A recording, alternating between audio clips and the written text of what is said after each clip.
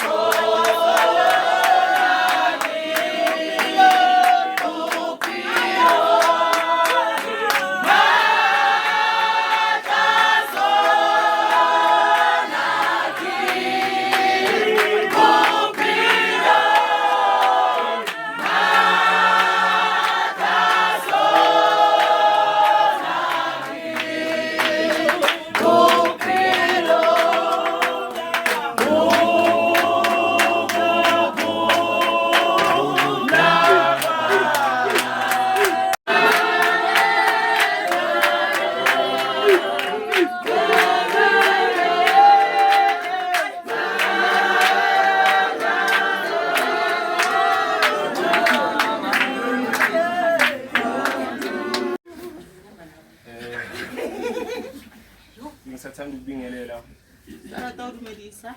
Amen. Egameni likaJesu Kristu Ka lebitso la Morena Jesu, mphilo wa rona wa Nazareth. Amen. Ngimela ngibuhlungu Uyangibona ubuhlungu abathi usatsho. kodwa ke Awubani? sihlangene la Ngikopani? inxa ye-extrovert. Ka extroverts. Siyabonga beka i-extrovert. Sawona nali extroverts. Yebo kubuhlungu kodwa si-celebrate impilo Impala yakhe. celebrate saphilo bahayi. Bengisazoqala Ngisatokuba. ngokucela Awucela. ukuthi singathi singashintsha nje Kare okuthize nyana ngitshintsha. Sisuke. Rikuhe. ku-rest in peace, Rest in peace. sisebenzise u-return Listen if possible, Siya. cause ngisho kanjena Awubani? Chosona. masizothi rest in peace Athi akekho rest umuntu in ofuna peace. ukuhlushwa le, Hayi umuntu abadla umhlupha. kodwa masithi imba. return if possible Listen impossible. nasephuphweni vela, Lili toro mhlaha. emiqabangweni vela sikhumbule. Rukhumbule. Moya kamfethu ngathi ungalala ngo-2. Hallelujah. Bengisacela Ke ne ke sa kopa. si-celebrate impilo yakhe To to the fullest. To the fullest. Okuningi nokuningi uNkulunkulu uyazi. Ngada nje watsiba. Asipheni itolo ukudla kwalo kumkhuleka ngaso sonke isikhathi.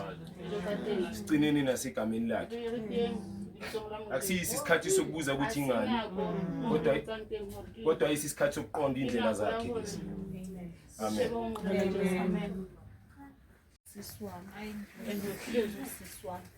Ngiyakuthanda mntana sekhaya. Abaningi bathi mina nayisatshona. Bekubhuti wami. Ngangena athi, "Hey, ukuphi wena?" Mina ngikhona. Kule situation le esikuyo manje, ngabe yena ungenile la. Wangena wathula wabheka. Wathi, "Hi guys, it's fine." And vele it's fine. Bekacula ashaya izandla. Wongambeka kuyo yonke indawo ufike uthi lo ngiyabheja ngaye, mina vele ngiyabheja ngaye. Mina ngimazi ukusuka nokuhlala. Kuko konke sikenzile sithu, kuko konke and ngiyabonga ukuthi namhlanje ngiyakwazi ukuma phambi kwenu ngikhulume. Bengakhona iviki lonke.